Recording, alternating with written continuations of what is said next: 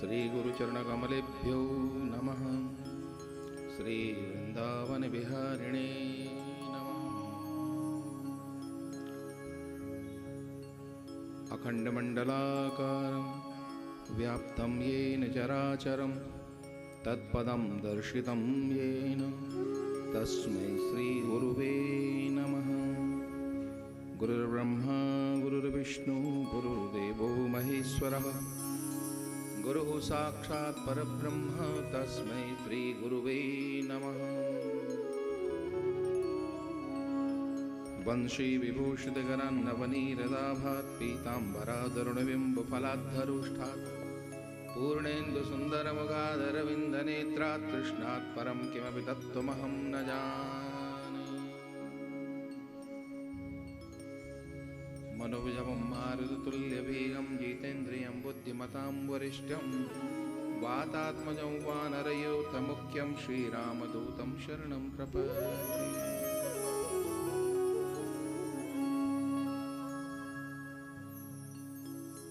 यं प्रव्रजन्तमनुपेतमपेतकृत्यं द्वैपायनो विराकातर आजुहाव पुत्रेति तन्मयतया तरवो विनेदुः तं सर्वभूतहृदयं मुनिमानतोऽस्मि। ॐ सहना भवतु सहनो भुनक्तु सह वीर्यं करवावहै तेजस्विनावधीतमस्तु मा विद्विषावहै। ॐ शान्तिः शान्तिः सुशान्तिर्भवतु। श्री वृंदावन बिहारी लाल की जय। आइए, आपके पास पत्रिका पहुंची होगी। पत्रिका में मधुराष्टकम है। मेरे साथ साथ सब मिलके बोले।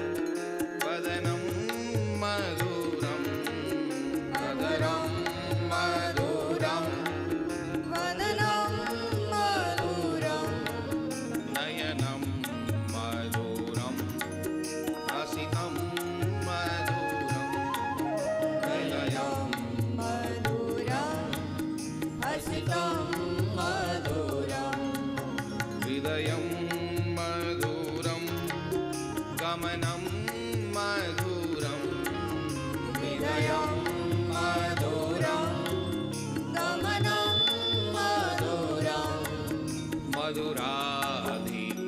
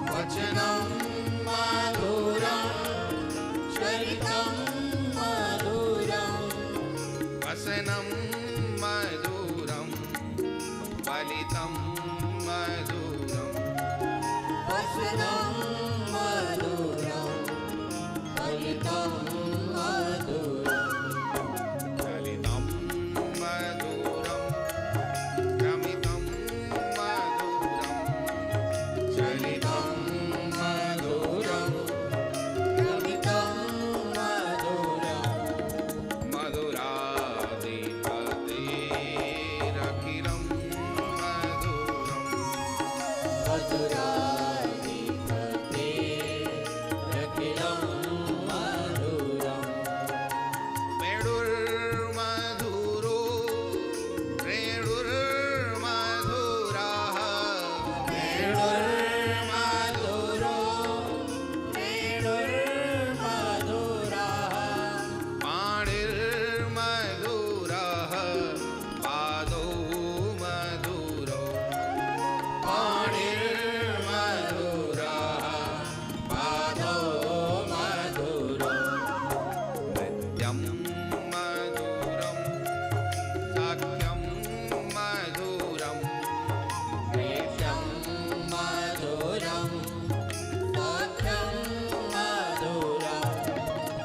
मधुराधिपते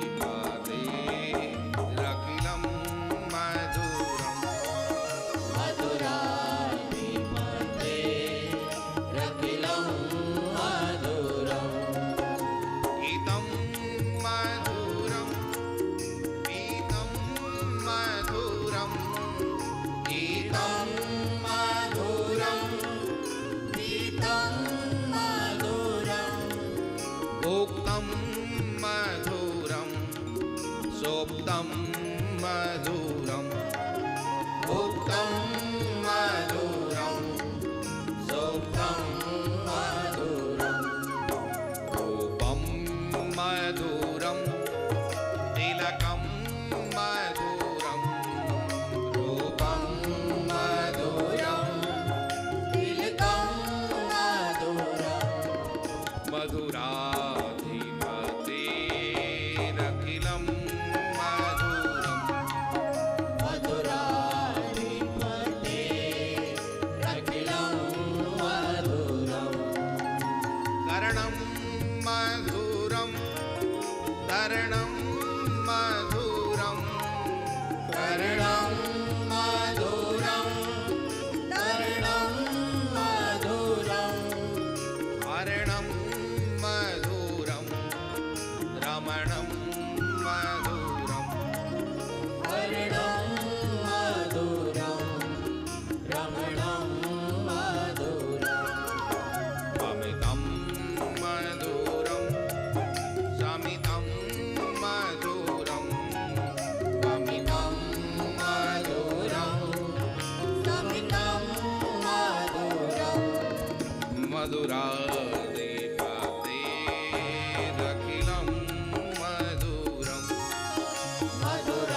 मधुराधिपते रखिलं मधुरम् कुञ्जा मधुरा माला मधुरा कुञ्जा मधुरा माला मधुरा यमुना मधुरा वीची मधुरा यमुना मधुरा बीची मधुरा सलिलं मधुरं कमलं मधुरं सलिलं मधुरं कमलं मधुरं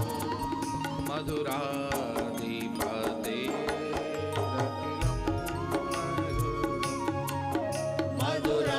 मधुराधिपते रखिलं मधुरं गोपी मधुरा लीला मधुरा गोपी मधुरा लीला मधुरा युक्तं मधुरं मोक्तं मधुरम् युक्तं मधुरं मुक्तं मधुरं शिष्टं मधुरं शिष्टं मधुरम् कृष्णं मधुरं कृष्णं मधुरं मधुराधिपतेरखिलं मधुरम् मधुराधिपते रखिलं मधुरं गोपा मधुरा गावो मधुरा गोपा मधुरा गावो मधुरा यष्टिर्मधुरा श्रेष्ठिर्मधुरा यष्टिर्मधुरा श्रेष्ठिर्मधुरा ललितं मधुरं फलितं मधुरं ललितं मधुरं फलितं मधुरं मधुराधिपतेरखिलं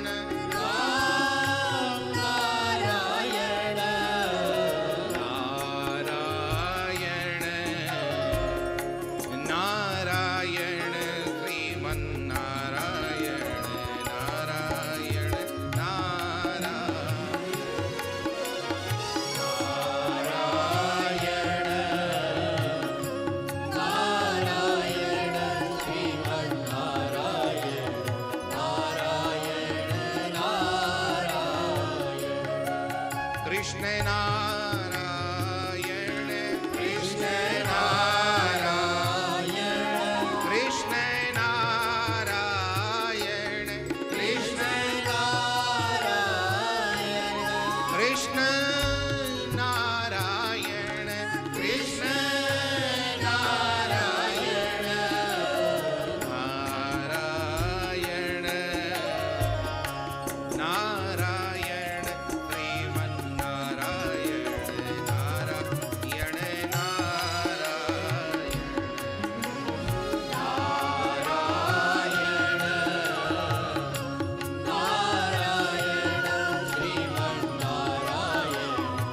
नारायण नारायण नारायण श्रीमन्नारायण नारायण नारायण श्रीमन्नारायण नारायण नारायण श्रीमन्नारायण नारायण नारायण श्रीमन्नारायण नारायण नारायण श्रीमन्नारायण नारायण नारायण श्रीमन्नारायण नारायण नारायण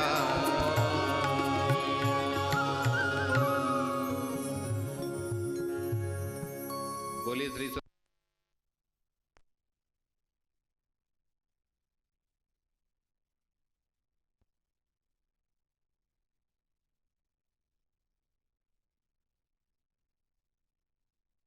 जय की जय। स्थान देवता की जय। सभी संत महापुरुषों की जय। मद भक्तों की जय। ओम नमः पार्वती पतये हर हर महादेव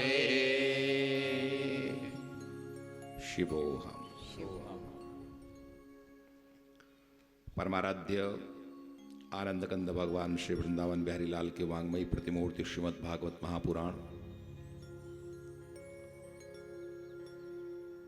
सभी पूज्य संत चरण विद्वज्जन सदिव्य अनुष्ठान के आयोजक श्री भान किशोर जी, राम किशोर जी, मोहन किशोर जी एवं समस्त गुप्ता परिवार, श्री विनोद गुप्ता जी, सज्जनों, मातृशक्ति,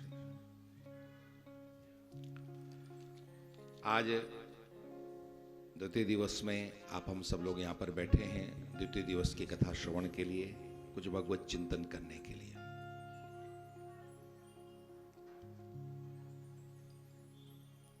हमारे ऋषियों का ये चिंतन आप हम सबको मिला है और जिस तरह से ऋषि चिंतन करके अपना आत्म कल्याण करते थे उसी तरह से हम भी चिंतन करते हुए आत्म कल्याण की ओर चले।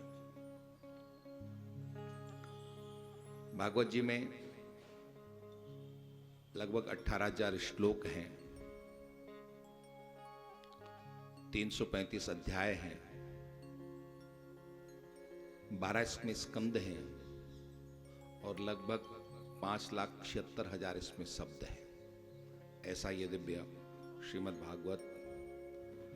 इसका प्रारंभ सत्य स्वरूप परमात्मा की वंदना के साथ है। भागवत जी का पहला श्लोक है, सत्यम परम धीमहि, हम सत्य स्वरूप परमात्मा का ध्यान करते हैं। सत्य कौन है? परमात्मा है और हम भी परमात्मा के अंश हैं। इसलिए आप देखो कहीं ना कहीं आप हम सब लोग सत्य की खोज में ही हैं। मैं आपसे पूछूं, आपसे कोई झूठ बोले वो आपको अच्छा लगता है या कोई आपसे सत्य बोले वो आपको अच्छा लगता है?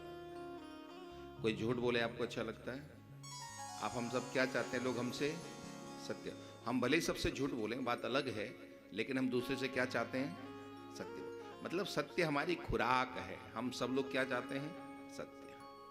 ईश्वर अंश जीव अविनाशी चेतन अमल सहज सुखराज। हम उस परमात्मा के अंश हैं तो हम सब लोग सत्यम परम धीमहि कह करके यहाँ पर उस सत्य स्वरूप परमात्मा का चिंतन किया गया है। पहला श्लोक भागवत जी के प्रथम स्कंद का पहला श्लोक है। जो इस संसार को उत्पन्न करता है, पालन करता है, अपने में लीन कर लेता है, जो प्रकाश स्वरूप है, जो माया से परे है, ऐसे उस सत्य स्वरूप परमात्मा का आप हम सब मिलकर के ध्यान करें। यहाँ पर अधिकारी का भी वर्णन है। कौन है इस भागवत का अधिकारी? अधिकारी का मतलब है योग्य।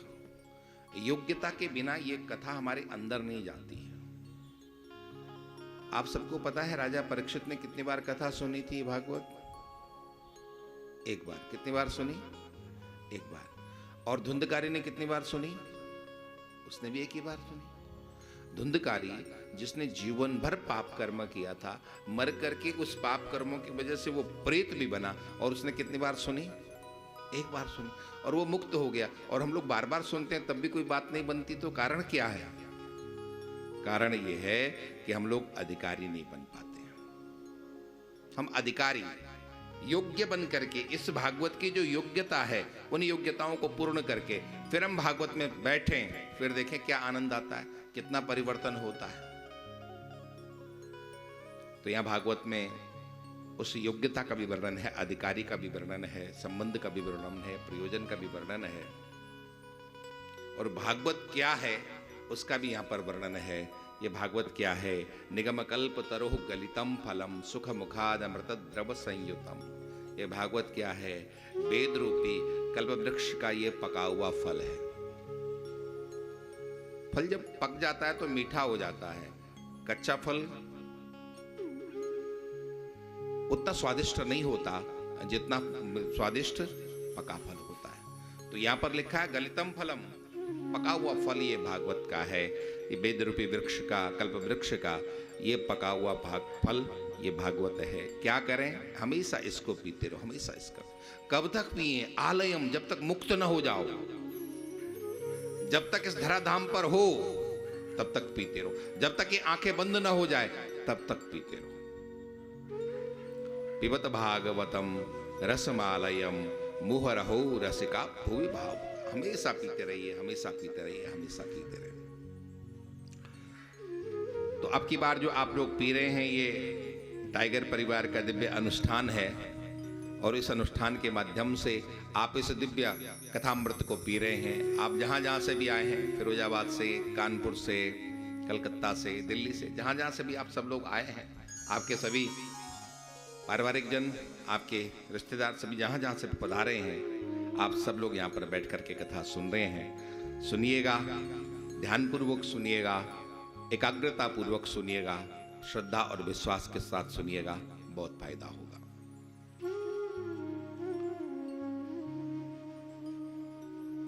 नैमिषारण्य में 88,000 ऋषि लोग बैठे हैं और उनके मध्य सूत जी हैं, और सूत जी से उन्होंने कुछ प्रश्न किए और उस प्रश्न के जवाब में ये पूरी भागवत है।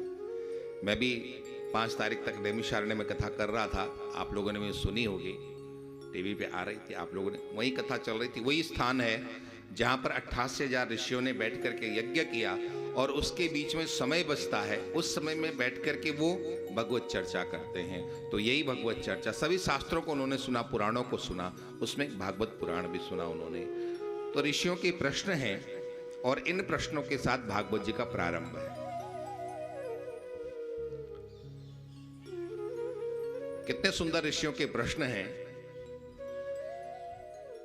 त्वया खलु पुराणानि सेतिहासानि चानघ आख्यातानप्यधीतानि धर्मशास्त्राणि याज्ञत। भगवान, हम सुनना चाहते हैं कि मनुष्यों का परम धर्म क्या है, और जिस परम धर्म का पालन करके वो अपना कल्याण कर सके, वो परम धर्म मनुष्यों का क्या है। मैं आप सब लोगों से पूछूं, आप लोग जितने यहां पर बैठे हैं, अपना कल्याण चाहते हैं कि नहीं चाहते? पहले तो ये बताओ, चाहते हैं? अब हम सब लोग उस उम्र में पहुंच चुके हैं जहां कल्याण की भावना अब शुरू हो जाती है। 45-50 के पहले ये समझ में नहीं आता है। उसके पहले तो जीवन तो सब कुछ हम ही हम हैं ये करके चलता है, लेकिन जब आप 45-50 पे पहुंचते हो तो पता चलता है कि यहां से भी आगे कुछ है। नहीं पता चलता? पता चलता। तो हमारा कल्याण कैसे हो, जीवन का परम धर्म क्या है जो हमारा कल्याण कर सके, आप बताने की कृपा करें। ये पहला प्रश्न हमारे ऋषियों का। शास्त्रों का सार क्या है? ये जितने शास्त्र कहते हैं, कहना क्या चाह रहे हैं? आप, हमारे यहाँ 6 शास्त्र हैं, आप उनको पढ़ो, बहुत कुछ वहां पर लिखा है। आपका जीवन समाप्त हो जाए, शास्त्र समाप्त नहीं होंगे। आप वेदों को पढ़ने लग जाओ, पूरा जीवन निकल जाए, वेद ही पूरे नहीं होंगे। शास्त्र हैं, उपशास्त्र हैं, फिर हमारे यहाँ 18 पुराण, ये सब पढ़ने चले जाओ तो जीवन पूरा हो जाए। यही पूरा शास्त्र पूरे नहीं होंगे तो हम उनको जीवन में आचरण कब करेंगे? जैसे एक व्यक्ति पढ़ता रहे तो किस लिए पढ़ा जाता है? उससे कुछ फायदा लेने के लिए। जीवन भर पढ़ता रहे तो उससे फायदा न ले तो ऐसे कोई पढ़ाई किसी मतलब की है? कोई डॉक्टर पढ़ रहा है और पढ़ता जा रहा तो उससे कहो बेटा तुम डॉक्टर कब बनोगे? केवल तुम पढ़ ही रहे हो या कुछ करोगे भी? आप लोग पूछते हो कि नहीं पूछते हो कि बेटा कुछ करोगे भी नहीं करोगे, तुम केवल पढ़ते ही रहोगे? तो ये शास्त्र केवल हम पढ़ेंगे तो आचरण में कब आएंगे? ये शास्त्र कहना क्या चाहते हैं सूक्ष्म में हमें बताएं आप कि ये सभी शास्त्र कहना क्या चाह रहे हैं, ये आप हमें बताने की कृपा करें। ये दूसरा प्रश्न है ऋषि। और तीसरा है, भगवान देवकी और वसुदेव के पुत्र बनकर के क्यों आए? आपको कि राक्षस को मारने के लिए भगवान आए हैं, तो उस परम शक्ति को एक छोटे से राक्षसों को मारने के लिए यहां पर आना पड़ रहा है? ये तो ऐसे ही हो गया ना कि मच्छर मारने के लिए आप कहीं से तोप लेकर के आओ। अरे छोटे से मच्छर मारने को तोप की आवश्यकता पड़ती है क्या? नहीं पड़ती है। तो वो परम शक्ति और इन राक्षसों को मारने के लिए यहां पर आ रहे हैं, ये बात भी कुछ समझ में नहीं आता है। अब बताने की कृपा करें। चौथा प्रश्न है, भगवान के अद्भुत चरित्र कैसे हैं, ये भी बताने की कृपा करें। भगवान के अवतार कितने हुए हैं, ये भी हमें बताने की कृपा करें। और छठवां प्रश्न किया है कि भगवान जब इस धराधाम को छोड़ के चले गए तो धर्म किसकी शरण में गया?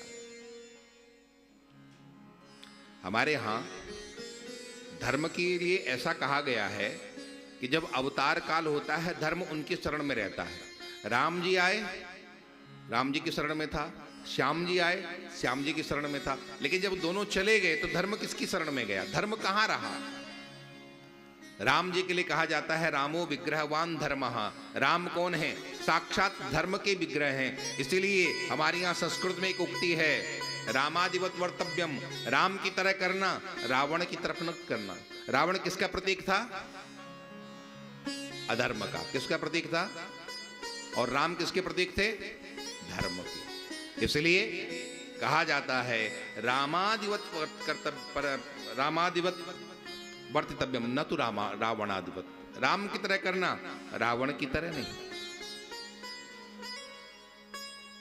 तो पहला प्रश्न था कि मनुष्यों का परम धर्म क्या है।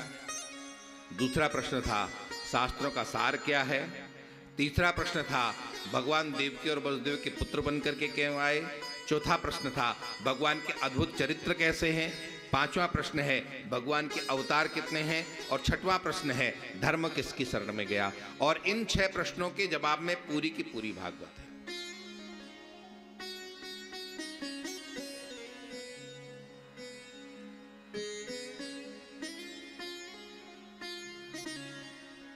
श्री वृंदावन बिहारी लाल की जय।